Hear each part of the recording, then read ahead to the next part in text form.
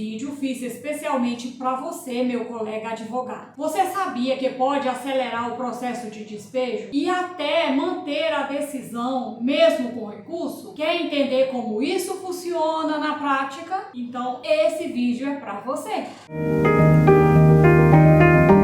Vamos começar com uma pergunta. A pergunta é a seguinte: a lista mencionada das ações que vem do contrato de locação seria fechada, números clausos, ou apenas um exemplo, permitindo incluir outras ações que também tenham origem nesse tipo de contrato? A verdade é que essa questão não importa na prática, mas antes da gente começar a entrar no assunto, você precisa se inscrever nesse canal, deixar seu like, comentar, compartilhar. Isso irá ajudar o crescimento do canal e eu te agradeço desde já por esse ato. Esse artigo trouxe um verdadeiro sopro de eficiência ao processo judicial. Com ele, caíram barreiras que antes tornava a caminhada processual cansativa e lenta. Essas disposições trouxeram atalhos seguros, abriram atalhos seguros, eliminando entraves e aproximando o cidadão da tão aguardada prestação jurisdicional. Um bom exemplo é o inciso 5º, que tira o efeito suspensivo dos recursos contra as sentenças, ou seja, a decisão já começa a valer, mesmo que alguém recorra. Mas será se essa regra também vale para outros tipos de ações, além das citadas diretamente nesse artigo? É uma dúvida que merece atenção. Vamos ver um exemplo. Pensa em uma ação de cobrança de aluguel pelo rito ordinário, onde a pretensão autoral foi acolhida pela sentença, tendo o réu inconformado e deposto recurso de apelação. Se a interpretação for de que o artigo 58 traz uma lista fechada de situações, o recurso acaba sendo aceito com o efeito suspensivo e devolutivo. Esse vídeo é praticamente para advogado, para os operadores do direito, mas para que você que caiu aqui de paraquedas e não é um operador do direito, eu vou simplificar para que você entenda o que é o recurso com efeito devolutivo. Permite que a decisão seja reexaminada,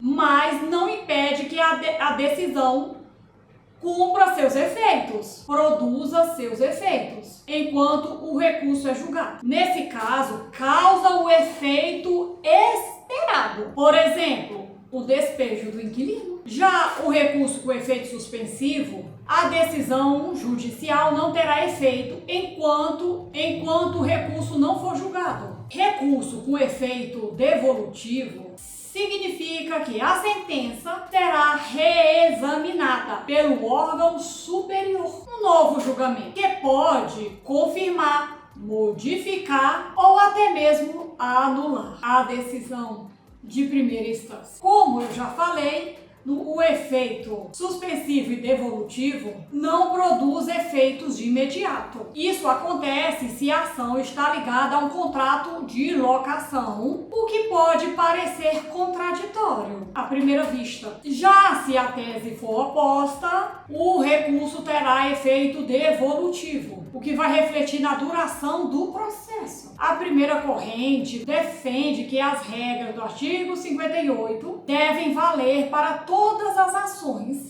que surgem de um contrato de locação, de imóvel urbano. A ideia é simples, a mens-lege. Como a intenção da lei é acelerar a solução dos conflitos, não teria sentido limitar sua aplicação a apenas alguns casos específicos. Mens-legis é uma expressão em latim que significa a finalidade da lei. A menção expressa aos tipos de ações do artigo 58 se justifica apenas porque são as mais comuns, funcionando, na verdade, como exemplos e não como uma lista fechada. Por outro lado, essas regras refletem um princípio maior, que é o princípio da efetividade, algo que beneficia não somente locadores e inquilinos, mas todos que buscam uma justiça ágil e eficiente. Quanto mais ampla for a aplicação dessas medidas, melhor para a própria imagem do Poder Judiciário. Isso ajuda a combater a morosidade, que afinal é uma das principais reclamações de quem recorre à justiça. Hoje prevalece o entendimento de que a lista do artigo 58 é taxativa, ou seja, as regras especiais só se aplicam às ações ali mencionadas. Para autores como Capanema, essas disposições são exceções ao processo comum e, por isso, devem ser interpretadas com cautela, já que muitas delas rompem com conceitos processuais já consolidados. Se o legislador quisesse que as regras do artigo 58 se aplicassem a toda e qualquer ação relacionada à locação, não teria listado de forma tão específica apenas 4 tipos de ações. A lei não usou expressões como entre outras, especialmente ou inclusive, que indicariam uma enumeração exemplificativa. Em vez disso, foi direto. Mencionou ações de despejo, consignação em pagamento, de aluguel e acessórios, revisionais e renovatórias. Essa linha de interpretação já está pacificada na doutrina, deixando para trás as dúvidas que surgiram nos primeiros anos da vigência da lei de locação. Vale lembrar que esse artigo reúne 5 disposições gerais que de fato trouxeram mudanças significativas na forma de conduzir esses processos. Vamos analisar a primeira. Veja, da tramitação dos processos durante as férias forenses. A lei visa assegurar a celeridade dos processos, das ações decorrentes da locação, não interrompendo nem mesmo durante as férias. Isso hoje é letra morta. Veja a Emenda Constitucional número 45, de 30 de dezembro de 2004, que inclui o inciso 12 ao elenco do artigo 93, dispõe que a atividade jurisdicional será interrompida, sendo vedada férias coletivas nos juízos e tribunais de segundo grau, funcionando nos dias em que não houver expediente forense normal, juízes em plantão permanente. O Tribunal de Justiça do Rio de Janeiro instituiu o plantão judiciário, funcionando 24 horas, todos os dias do ano, sem qualquer interrupção, antecipando-se a reforma. O inciso 1 do artigo 58 das férias acabou perdendo seu sentido com o fim das férias forenses. Importante que você não confunda isso com recesso de fim de ano, quando o judiciário funciona em regime de plantão. Antes, a regra fazia toda a diferença, especialmente para as ações renovatórias, que tem prazo decadencial. Ou seja, se não fossem ajuizadas no tempo certo, inclusive durante as férias, o direito se perdia. Hoje, com o calendário contínuo, essa preocupação praticamente desapareceu.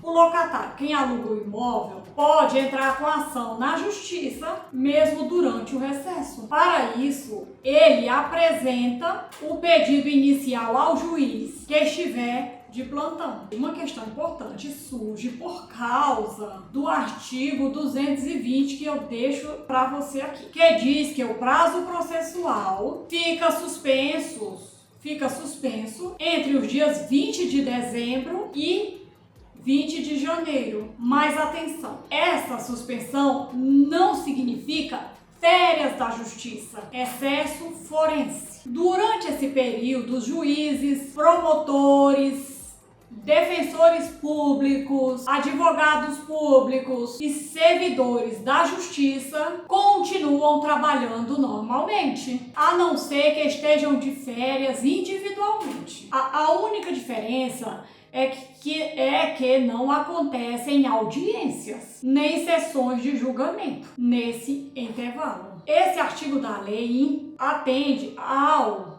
antigo desejo dos advogados ter direito a férias anuais, assim como acontece com profissionais de outras áreas. Os estudiosos do direito entendem, incluindo eu, que essa nova regra também vale para as ações de locação e que ela não entra em conflito com a lei do inquilinato, especialmente com esse artigo 58 que estamos analisando. Dizer ao contrário seria ir contra o objetivo social da regra, que é garantir o descanso dos advogados, e acabaria tirando utilidade prática desse artigo. Mesmo assim, casos urgentes podem ser resolvidos pelos juízes de plantão, que continuam disponíveis para situações que exigem uma resposta imediata. Portanto, a regra do inciso 1 do artigo 58 da Lei do Inquilinato precisa ser interpretada com mais flexibilidade, levando em conta as mudanças trazidas pela emenda constitucional, a emenda constitucional número 45, e pelo artigo 220 do Código de Processo Civil. Vamos à segunda disposição. Competência de fórum. Trata-se de qual fórum, qual o juízo responsável por julgar as ações de aluguel, ações locatícias. Antes havia muita discussão sobre esse assunto, mas agora a questão foi resolvida. A lei adotou como regra geral de competência o fórum da situação do imóvel, mas admite como exceção o fórum eleito no contrato. A solução é certa, levando em consideração o caráter imobiliário dessas ações, mas o recomendável, por motivos práticos, a localidade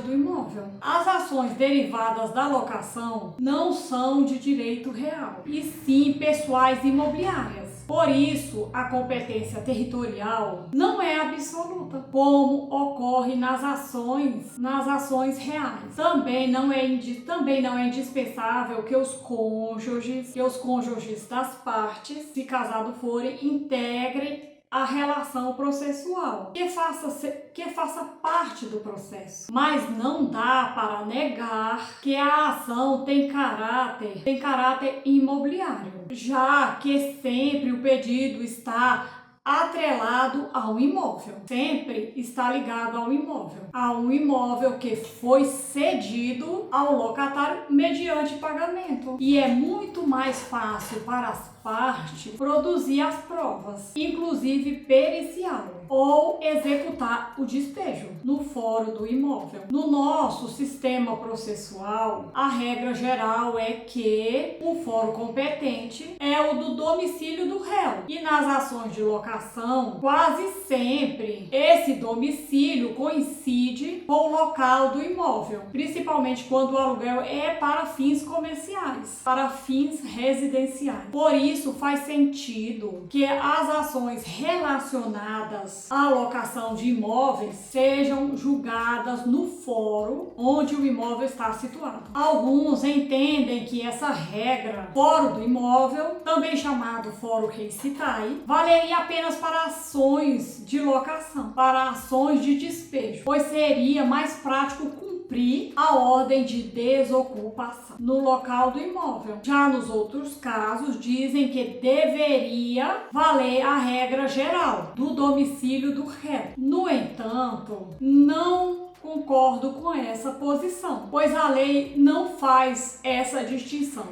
E eu não concordo com essa posição sozinha. O Capanema também não concorda. O texto legal é claro ao indicar que o fórum competente é o da situação do imóvel, independente do tipo de ação locatícia. Agora vamos saber a incompetência. Quando se desrespeita essa regra do inciso 2 do artigo 58 da Lei do Inquilinato. É absoluta ou relativa? Essa discussão é muito importante na prática, porque as consequências processuais são bem diferentes. Se for incompetência absoluta, isso significa que pode ser questionada a qualquer momento, em qualquer instância, não depende de exceção processual. O próprio juiz pode reconhecer a incompetência por conta própria ou de ofício. E se não for corrigida, todo o processo pode ser anulado. Além disso, mesmo que a sentença tenha sido transitada em julgado, ainda será possível anulá-la por meio de ação rescisória, com base nesse artigo. Se a incompetência for relativa, o juiz não pode declarar isso de ofício. O juiz não pode declarar isso por conta própria. Cabe à parte interessada levantar a questão na própria contestação, logo no início, como manda esse artigo. Isso substitui o antigo incidente de exceção, de incompetência, o que deixou o processo mais rápido e simples. Hoje, até mesmo a incompetência absoluta segue essa mesma sistemática, o que mostra a tendência de simplificação do procedimento. No caso das ações citadas no artigo que estamos analisando, é claro que a competência é relativa e não absoluta. A escolha do fórum teve como objetivo facilitar e tornar mais eficiente o andamento processual, especialmente quando for preciso fazer prova pericial no imóvel, seja para verificar danos ou calcular o valor do imóvel. A segunda parte do artigo mostra que a competência pode ser prorrogada, mesmo que esteja errada. Se a parte interessada não apontar o problema logo na contestação, como exige esse artigo. Terceiro dispositivo: fórum de eleição. A lei permite que as partes escolham por contrato um fórum de eleição, um fórum diferente do local do imóvel. Nesse caso, vale o fórum que foi combinado no contrato. Ainda assim, se as partes escolherem um fórum no contrato, fórum de eleição, é ele quem deve ser respeitado, em atenção ao princípio da autonomia da vontade. Porém, se a ação for proposta no fórum da localidade do imóvel, mesmo havendo um fórum contratual, o réu pode alegar a incompetência, desde que faça na contestação, como manda o artigo que já falamos aqui. Se o réu ficar em silêncio e deixar o prazo passar, a competência é prorrogada e não poderá reclamar por isso depois. Há algumas decisões minoritárias que dizem que, se a ação for proposta no fórum do imóvel, o réu só poderá questionar se não concordo com essa decisão, não concordo com essa visão. A escolha feita no contrato deve ser respeitada, mesmo sem prova de prejuízo, porque representa a vontade livre das partes. Vamos agora falar da ação proposta em fórum diverso. As únicas opções de fórum válidas para julgar as ações citadas na lei do inquilinato são o fórum da situação do imóvel e o fórum de eleição, se houver. Por exemplo, se a ação for ajuizada no fórum do domicílio do réu, esse local não for nem o da situação do imóvel, nem o que foi escolhido no contrato, esse fórum não será competente para julgar a ação. Nesse caso, a incompetência é absoluta, ou seja, o próprio juiz pode reconhecê-la por conta por conta própria, de ofício. E a parte também pode alegá-la como questão preliminar na contestação. Competência funcional das varas regionais. Em algumas comarcas, especialmente nas grandes cidades, como São Paulo e Rio de Janeiro, foram criadas regiões administrativas, nas quais a competência para julgar certos casos é da vara regional, correspondente àquela área. Vamos aos exemplos. Vara regional de Santo Amaro, regional de Jabaquara e assim vai. Surge então uma questão importante. A competência das varas regionais é absoluta ou relativa? A resposta influencia diretamente as consequências processuais que já vimos. A posição mais aceita, inclusive por renomados processualistas, é que a competência regional das varas é absoluta, pois se trata de uma competência funcional. Por isso, ela deve ser reconhecida de ofício pelo juiz, conforme determina o artigo em questão. Esses autores defendem que os fóruns regionais foram criados com o objetivo de aproximar o poder judiciário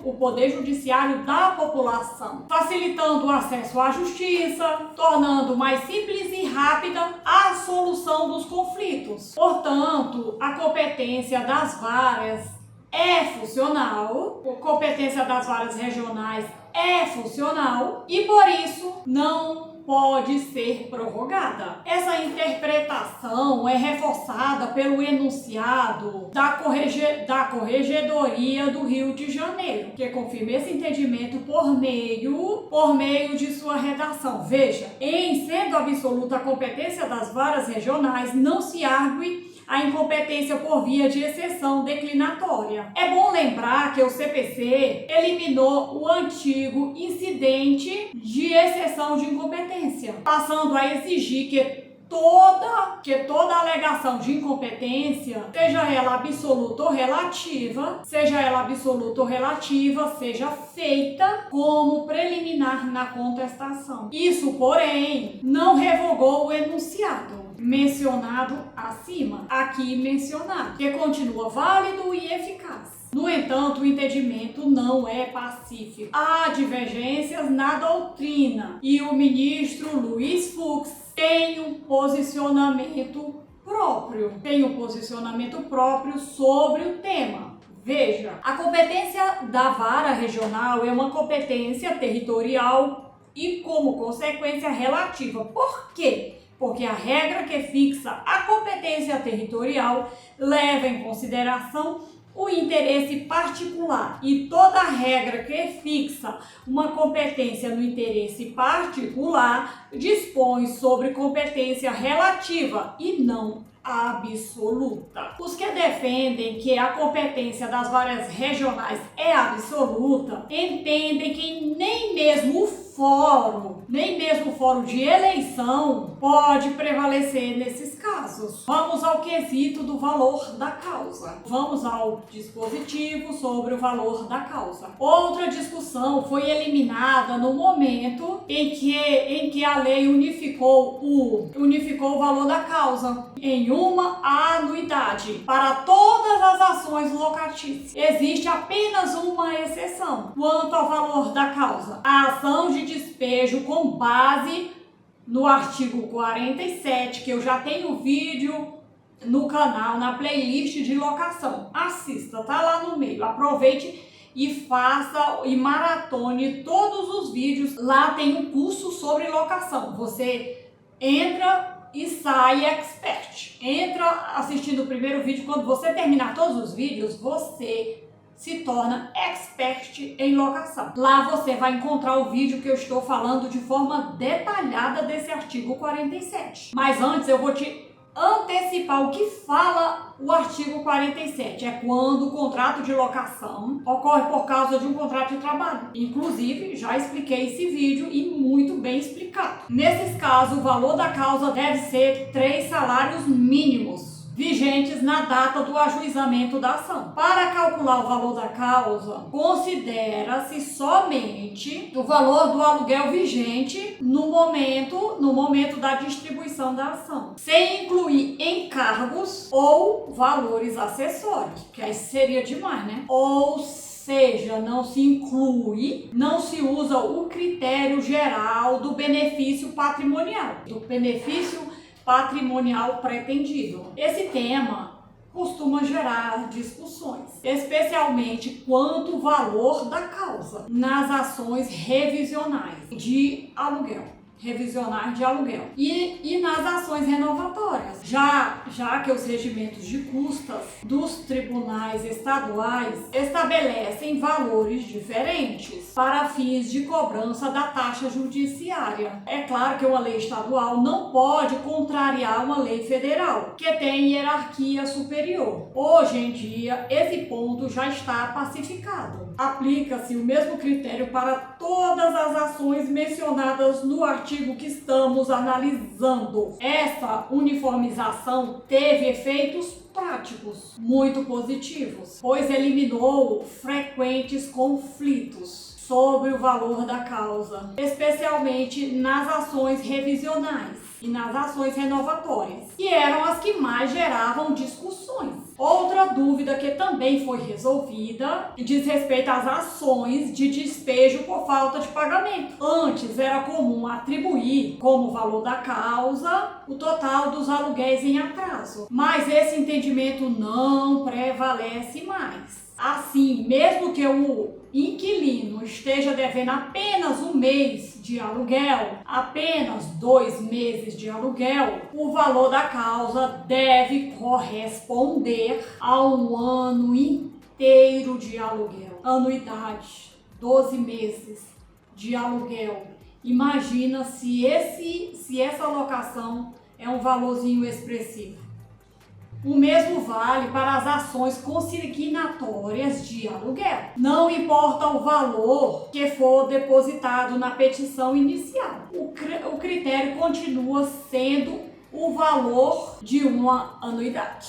A única exceção continua sendo, como já expliquei em vídeo anterior, que está na playlist de locação, que é sobre o artigo 47, que o valor da causa é 3 salários mínimos, vigentes na data do ajuizamento. Nessas ações de despejo com base no artigo 47, a petição inicial deve vir acompanhada da prova de que o contrato de trabalho foi interrompido, foi encerrado, sob pena de extinção do processo sem julgamento do mérito. A lei cometeu um erro técnico, pois no momento da ação não há mais salário vigente, se o vínculo empregatício já foi encerrado. Por isso, a interpretação mais lógica é que o valor da causa deve ser equivalente a 3 salários mínimos vigentes à data da rescisão do contrato de trabalho, considerando não apenas o salário base, mas também todos os valores que a ele se incorporam, conforme a lei trabalhista. A regra da anuidade, 1 ano de aluguel, não se aplica quando houver cumulação de pedidos, como a ação de despejo por falta de pagamento, junto com cobrança de aluguéis atrasados. Nesses casos, aplica-se esse artigo do Código de Processo Civil e o valor da causa será a soma dos valores dos pedidos. Como o valor da causa é fixado pela lei, o juiz pode corrigi-lo de ofício por conta própria, exigindo que o autor complete as custas e a taxa judiciária. Por fim, vale lembrar que o CPC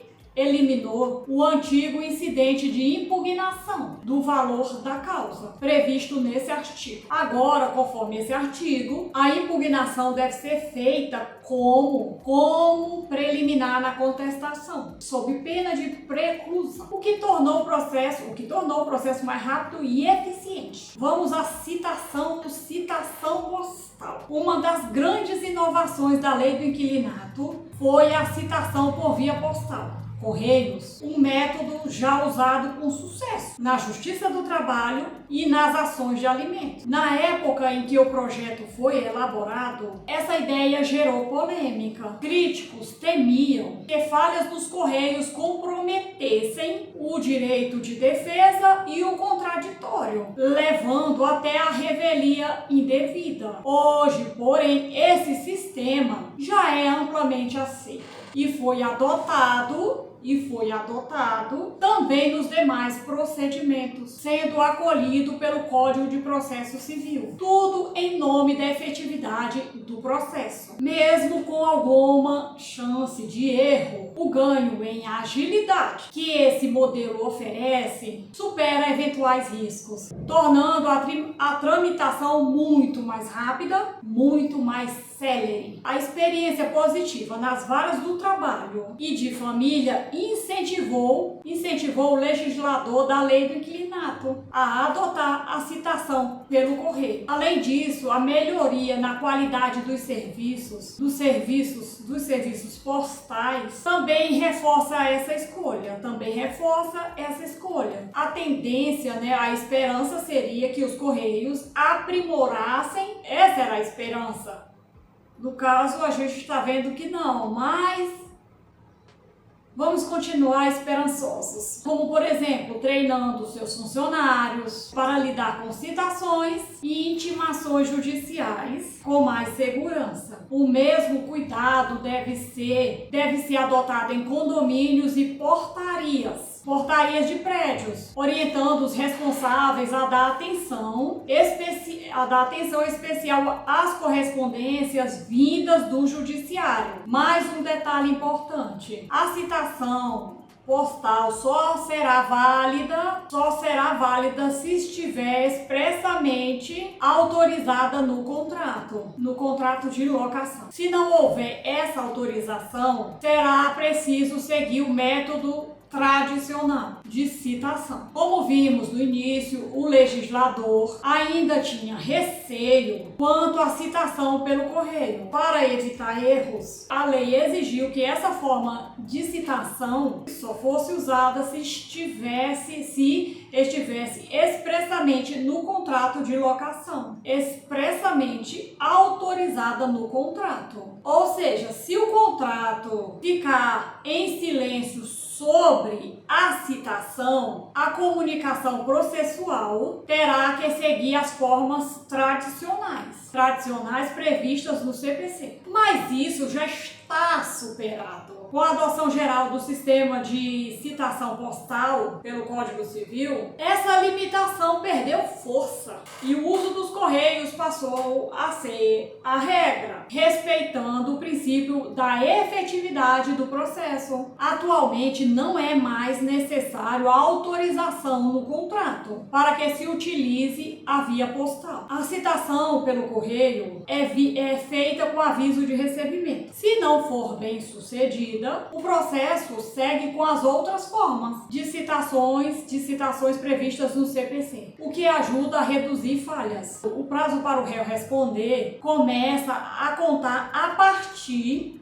do momento que a AR é juntada ao processo, com a comprovação de que o destinatário recebeu a correspondência corretamente. Se houver algum problema na citação pelos Correios, como erro formal ou falta de regularidade, alegar a nulidade pelos meios formais, pelos meios legais. Além da citação, também pode ser feita por via postal as intimações e notificações, o que contribui para acelerar bastante o andamento do processo. No caso de pessoa jurídica ou firma individual, essas comunicações também poderiam ser feitas por telex ou fax. Na época, isso causou uma certa estranheza. O fato do legislador ter permitido citação por telex ou faz, apenas para pessoas jurídicas, proibindo essa forma para pessoas físicas. Mas havia um motivo. Presume-se que empresas mantenham sempre esses aparelhos ligados, sempre em funcionamento, com alguém disponível para receber as mensagens. Já no caso de pessoas físicas, já não pode se garantir essa disponibilidade constante, que poderia prejudicar o direito de defesa e o contraditório. Com o avanço da tecnologia, novas formas